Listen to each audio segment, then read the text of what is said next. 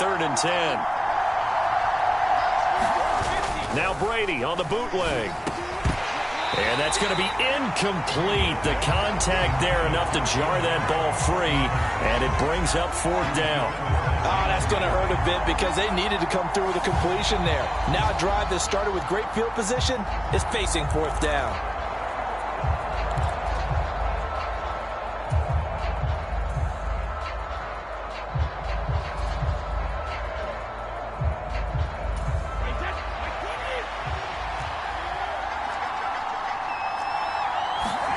They'll go for it. It's Brady. Escaping the pressure right. Oh, it's complete. A diving grab there by Brown. And no matter how it comes about, when you get good field position, you have to make the defense pay. Short fields usually make for good offense.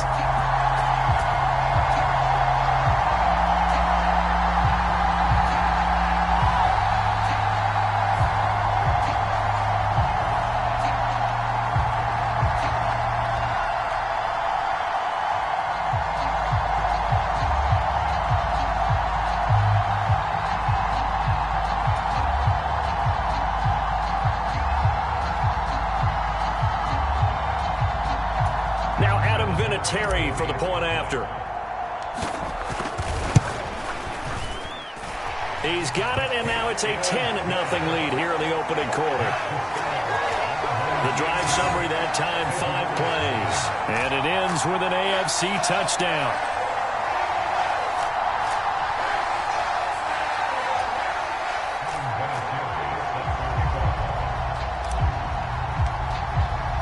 So an early 10-0 lead for them now as they kick it away. This is taken just shy of the 10. And he'll take it up past the 25 to the 26-yard line. Now the NFC heading back out.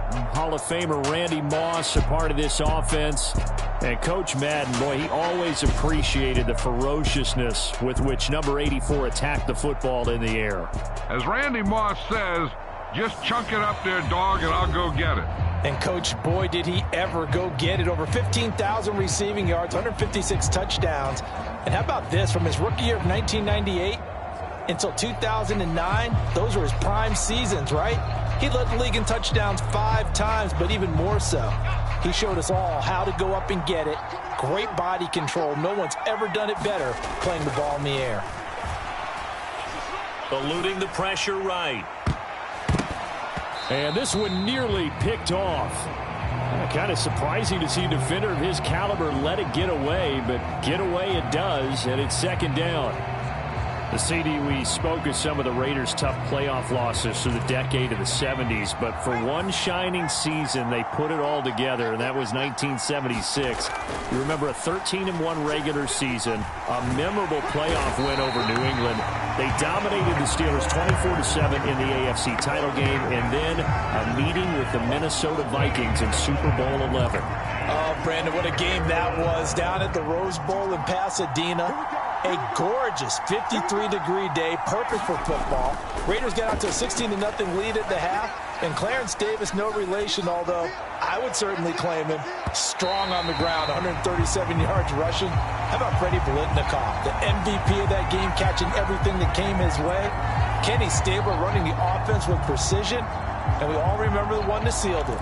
The grand old man himself, Willie Brown, with the laser-focused eyes, picking off Fran Tarkenton and taking it 75 yards for a touchdown. And from their own end zone, it's a fake. Oh, but he'll be stopped well short of the first down marker, and it's a turnover on downs.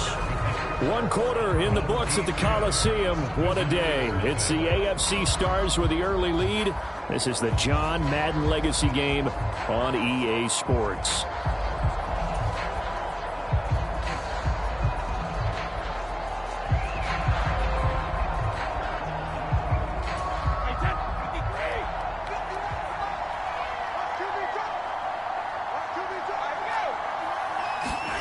On 1st down, Brady. They'll roll him out right. And this one nearly picked off. Kind of surprising to see Defender of his caliber let it get away, but get away it does, and it's second down.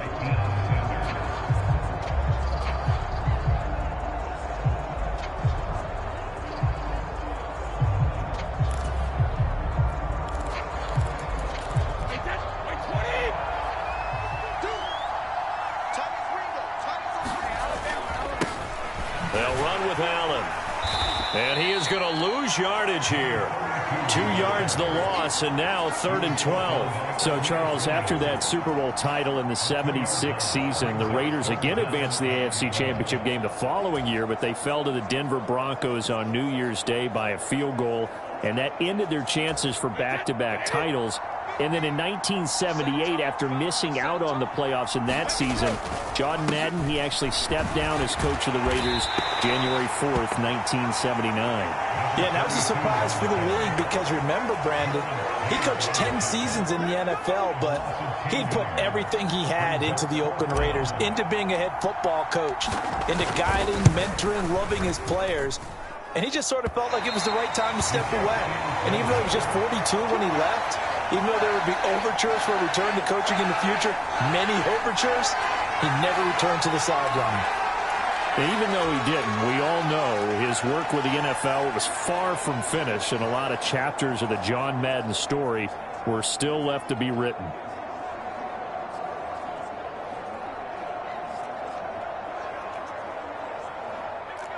The offense for the NFC ready to get their next drive started.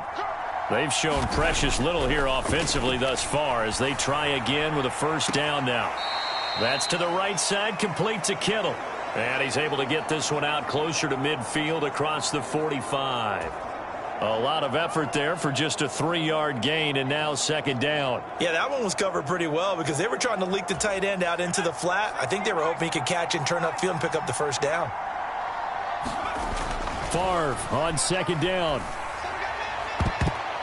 And he floats one there, incomplete. Well, congratulations to them. They come through defensively with another stop. And let's face it, this secondary, they've gone unchallenged so far in the first half.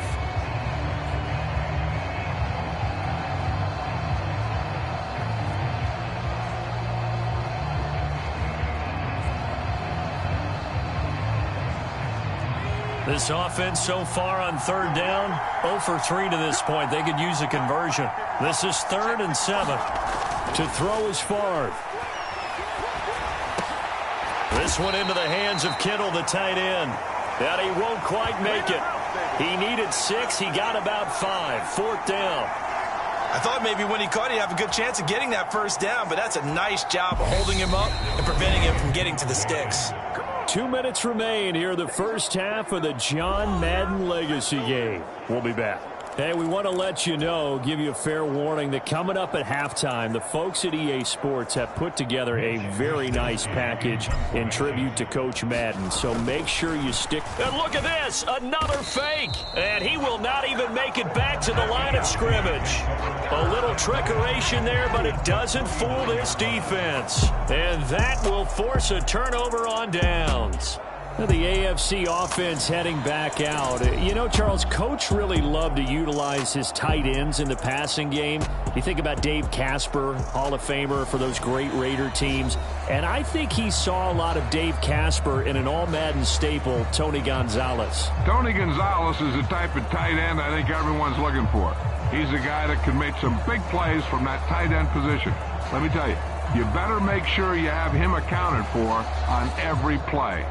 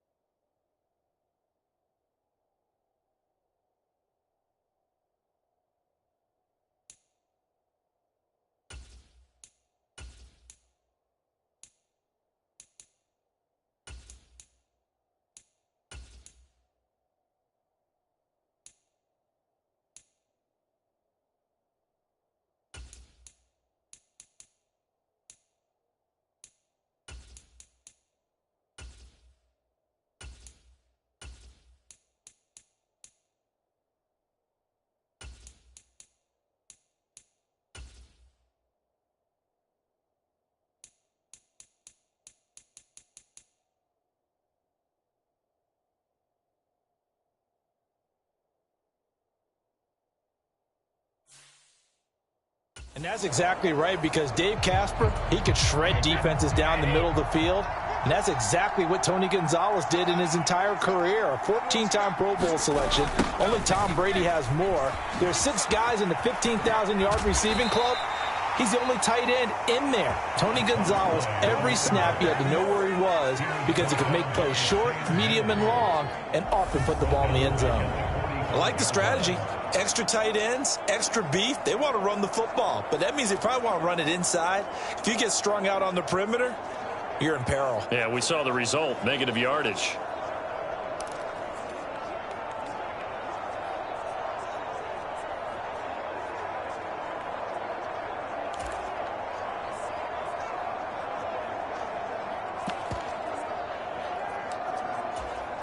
Tough spot looking at 2nd and 16 here after the big loss. On the toss, here's Allen. And this one's going to go the wrong way. Losing yardage back at the 42. This will be a loss of 3, and now a much tougher 3rd down looming. Part of the thinking when you bring in extra tight ends, you're hoping that each of your guys gets those one-on-one blocks and creates a crease for your runner. You know what the converse is, though? You've got to win those one-on-one blocks, and when you don't, that's the result you end up with.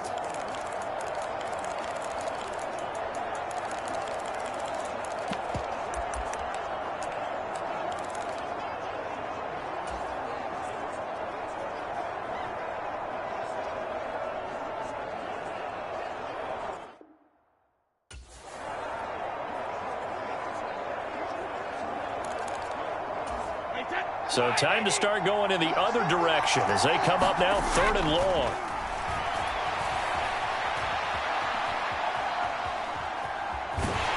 And a flag comes in as that one falls incomplete. Well, let's see who this is on.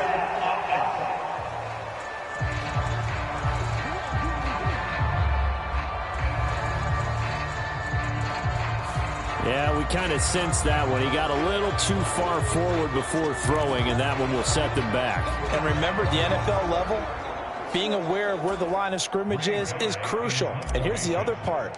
Any part of the quarterback's body that's near... And how about this, a fake?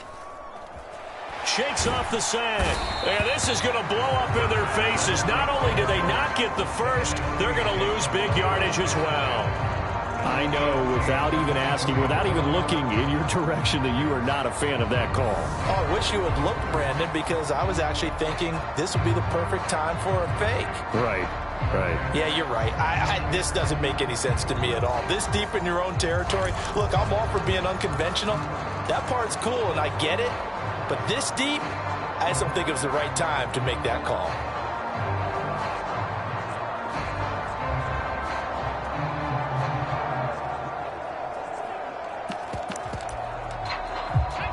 First and 10 here, and you know, if they could just get 3 out of this, something about whittling it to a 1-score game at half that might provide a psychological boost. And throwing to start the drive, but that one incomplete. But there's an incompletion, partner, and the struggles through the air continue because so far their lack of passing production has led to a lack of points.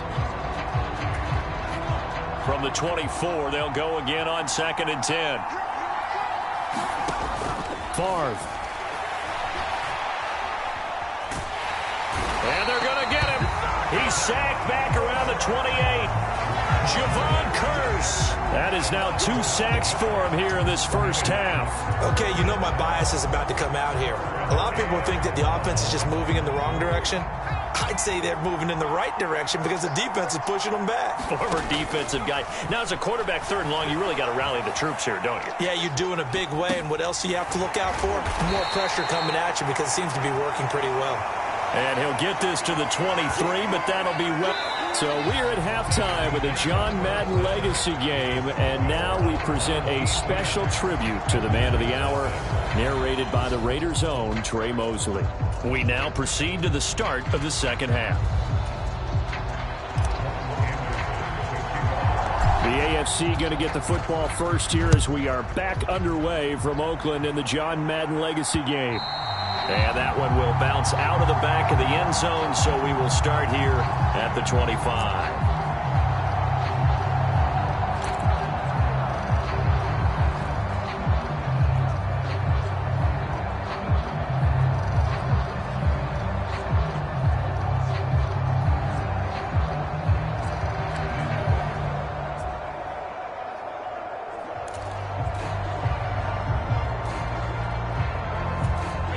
The AFC offense set to take their next drive.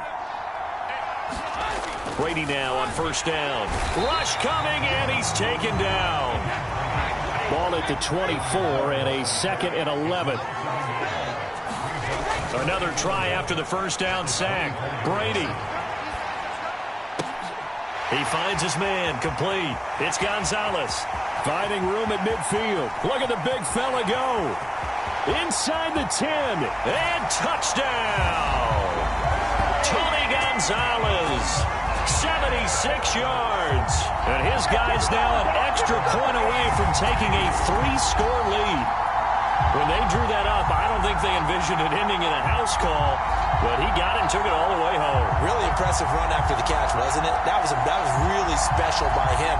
But let's face it, in today's NFL, those tight ends are often former wide receivers or maybe even sometimes bigger running backs. They just put them in a position to get a great matchup and make plays like that.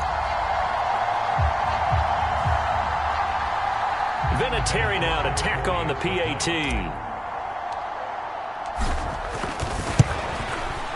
He's got it, and it's 17-0. The long touchdown pass gets him 6 on a very, very tidy 2-play drive that time.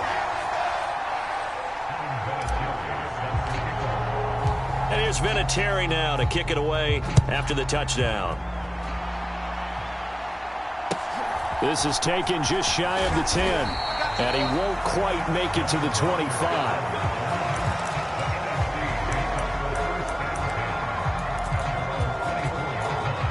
Ready to begin their next drive here, the NFC offense. And their halftime hole now even deeper, and they need a big drive here just to answer the first touchdown of the second half scored against them. They were down at the half. Now, as you mentioned, they're down a little bit bigger, but no time for discouragement. Just got to get back to it, right? Put your shoulder against the boulder and start pushing and try and get back to where you were to start the half. So now, Charles, to pick up the story we've been telling, John Madden at 42. He just completed a 10-year stint as the coach of the Raiders. He wants to step away a bit from the grind of coaching, but he doesn't want to step away from the game of football. So he ends up signing on with CBS in 1979 to try his hand at broadcasting. And much like his coaching career, he was pretty much an instant success. Partner, he really connected with the people right from the start, and people may not remember he wasn't even on the #1 team in the beginning. He worked his way up. But the same things that made him a great coach made him a great broadcaster. The ability to show the big picture, yet break it down into... He's got a man, complete. And he'll have it past midfield almost to the 40 before being taken down. One heck of a third down conversion, 33 yards. That's a great job of working the sideline right there. I love how he tracked the football the whole way. Just reached up and pulled it in. Had excellent field presence to understand where he was in order to make that play happen.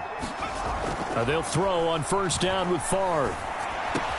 That's complete to Calvin Johnson. And he'll be taken down here just shy of the 30. So for Coach Madden, Charles, by 1981, his broadcasting career is really taking off. He's elevated to the network's #1 booth that calls all the big matchups. And he gets the plum assignment of calling Super Bowl 16, 49ers and Bengals, and he's teamed up with Pat Summerall. And that pairing ultimately would go on to be one of the most influential in sports broadcasting history. Influential not just in us listening to them. Remember, they went on and called 8 Super Bowls together. But how they put together kind of the template that all of us broadcasters follow now. Sitting down with the head coaches and the quarterbacks and the stars of each team before a ball game to get extra information. And the way that those two paired together, Pat Summerall, short, concise, to the point, and turned it over to Coach Madden to fill in all the big details. As you mentioned, CD, talking about John Madden, the broadcaster, he called 8 Super Bowls with Pat Summerall, 3 more with Al Michaels later in his career. He spent nearly 3 decades in the booth all told. And not only was he beloved for his mannerisms, and he is in. Touchdown NFC. Brett Favre taking it in from 11 yards out. And the NFC able to cut into that lead. Morton Anderson now for the extra point.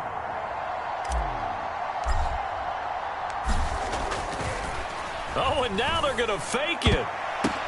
And this is caught out in the left flat. Okay, they went for the fake off of the extra point attempt. It's a long way to go, and they didn't get there. Didn't get it completed successfully. Did someone dare them to do that? Did someone double dog? I was going to ask you, maybe they saw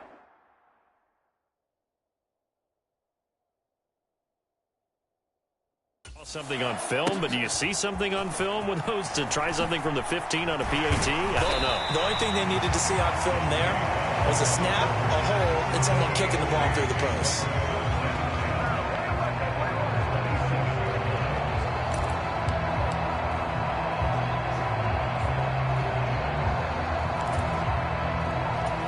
The offense for the AFC set to go now. The football changing hands here, and as this offense takes the field, Charles, they'd be fine with more of the same on this upcoming drive. Last time out, they found the end zone for 6. And they're certainly hoping for more of the same, but the game plan, I doubt it'll just be a carbon copy of the last drive, because I think this offense is ready to break out some new wrinkles and try some new things that might be hidden in their playbook. They want to use that confidence to its advantage, while also keeping the defense from anticipating what's up next. And this will be well too low for him to bring in. It's incomplete. Now, CD, we did get a little ahead of ourselves talking about John Madden, the broadcaster in the 90s and 2000s, because there was another product during that time period that he became quite famous for, and it's something that you and I know a little bit about, and that's the video game that bears his name. Originally John Madden Football when it was first released back in the late 1980s, and now known the world over simply as Madden. And Coach saw this originally as a way to teach the game of football. The early designs were for a 7-on-7 game, but he said no chance. He would not sign off on it. He wanted to be as realistic as possible. He told him, call me when it's 11-on-11. And he got his wish. Yeah, after that debut, Madden the video game continued to pick up steam through the 90s in a big way. And John himself, many will remember, was a commentator for the series for many years. And now here we are in the 2020s, and this game has sold somewhere in the neighborhood of 150 million copies. And that will be incomplete. Trying to dial up the long one way out there, but it'll be third down. So, CD, you look at the accumulation of John Madden's achievements in the world of football, the coaching success, the Super Bowl title, the incredible career as a broadcaster with 12 Emmy Awards, Madden the video game. It was very fitting back in 2006 that John Madden got the call to be enshrined into the Pro Football Hall of Fame. A more deserving person you will not find. He gave an incredible speech on that day, Brandon. So many of his former Raider players were in attendance. He talked about how he envisioned that when the last person turns off the lights in the hall every night, that the bus talk football amongst themselves. And what a discussion that might be. Yeah, he finished his speech by saying, today feels like the second time in my life that I'm being carried off on the shoulders of others. Yet instead of off the field, it's into the Hall of Fame. This has been the sweetest ride of them all. So it's a rare two-miss ball game for him now. Normally one of the more dependable guys you're going to find around. Very unlike him. One of the better kickers in the NFL. And I don't think there's anything wrong with him physically or mechanically. He's just having one of those games. And they went the wrong way there. Losing yardage back at the 43-yard line. 3 quarters complete now in the John Madden legacy game from Oakland. It's the AFC on top. And we're back to the Coliseum after this.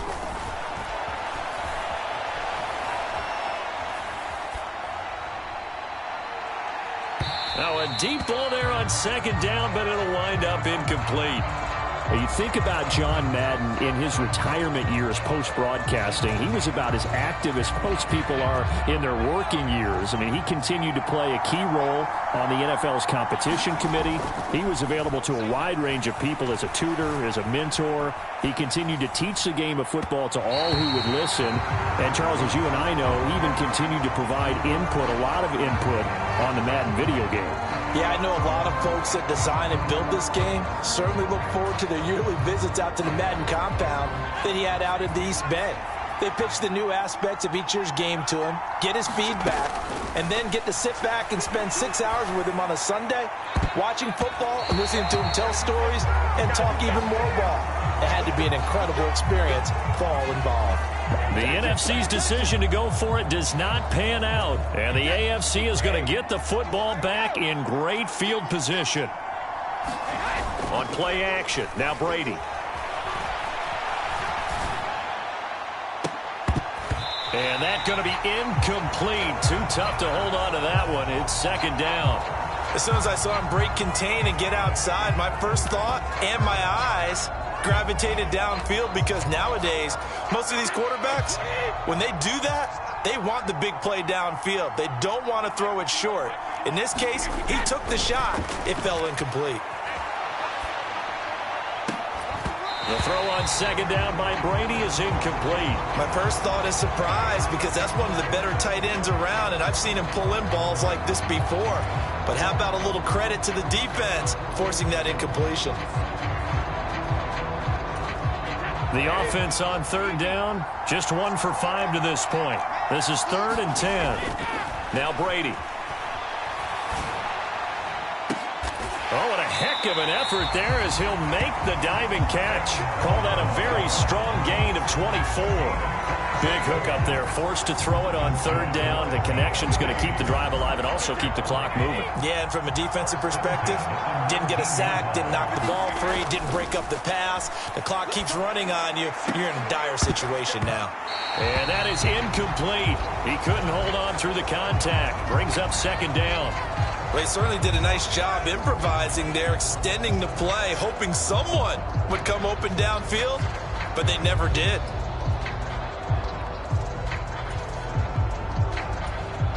Brady's incompletion on first down leads to a 2nd and 10.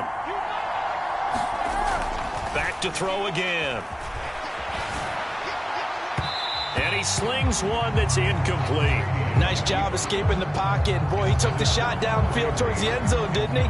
Trying to go for 6. It just wasn't there against that coverage. They were ready to prevent the big play. Now they face a 3rd and 10 after back-to-back incompletions. And Brady's throw there, incomplete. Trying to get that one to his tight end, and they've been trying to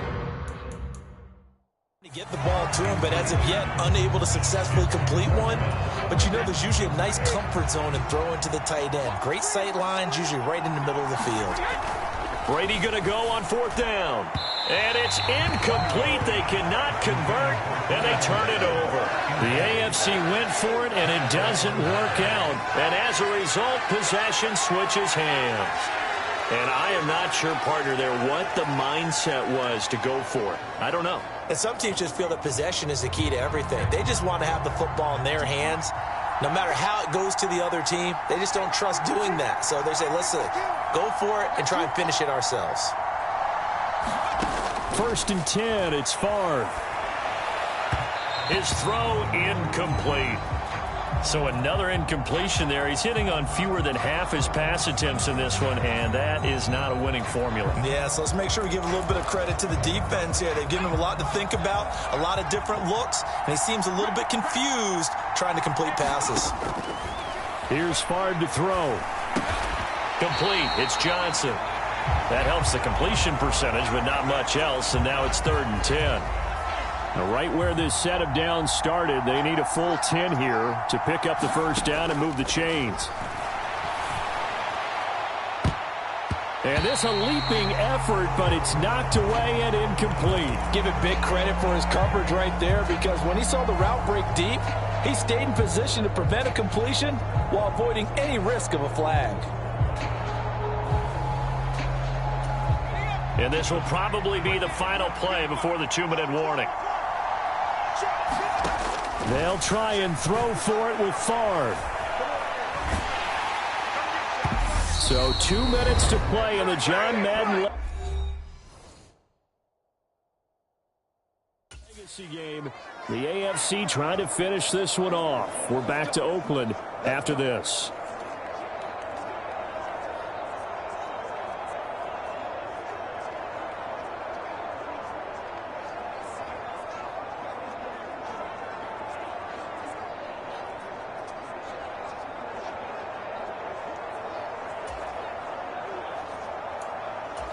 So here's a 1st and 10 now, down inside the 20. Up the middle they run with Bettis. And he is going to lose yardage here. He'll lose a yard there, and it's 2nd and 11. With his size, he's a tough man to bring down, but they do a nice job there stopping his progress and not allowing him to get back to the line of scrimmage.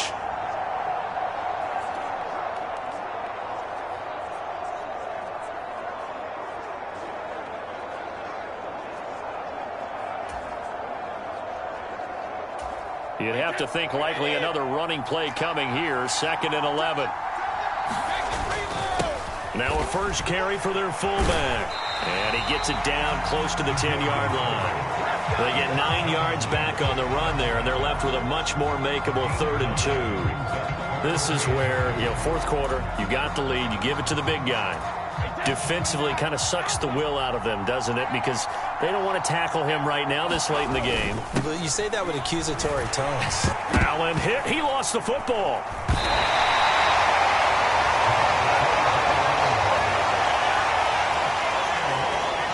A lot of bad news on that play for them, wasn't there? Lost the football, lost a lot of yardage, but I think the good news outweighs it. Able to retain possession. That was big for them. Oh, they flip it to the kicker. He looks like he's going to throw it. He's got it. A lot of work to get to the first down marker. They pass up the 3. Fake it. It doesn't work. And as a result, possession switches hands. I remember being taught that cliches have become so for a reason. A lot of times they're true, right? What's that they used to tell us about letting sleeping dogs lie? Well, this one wasn't sleeping. Maybe it was just slumbering a little bit. But taking that gamble there, you've got the lead. You may have ignited them now if they stopped you. That's exactly right. If you take the points here, you don't shift momentum necessarily on that play. You probably just did.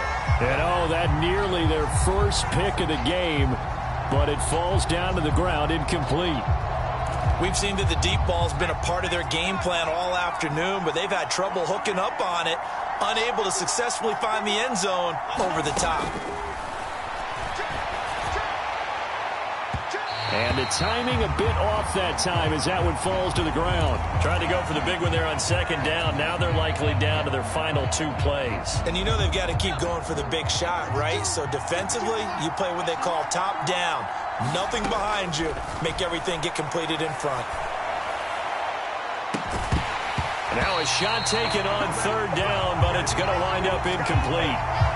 That means it's just one last chance left, and this has to be a first down or a touchdown, or this game's over.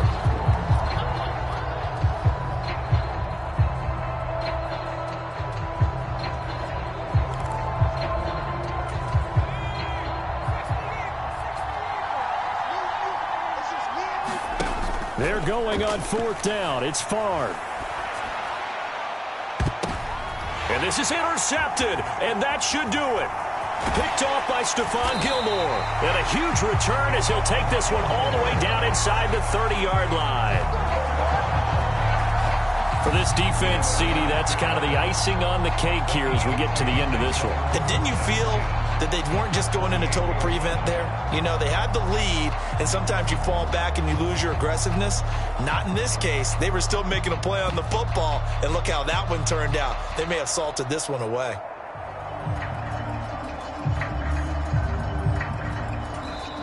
Now the AFC going to use the first of their timeouts.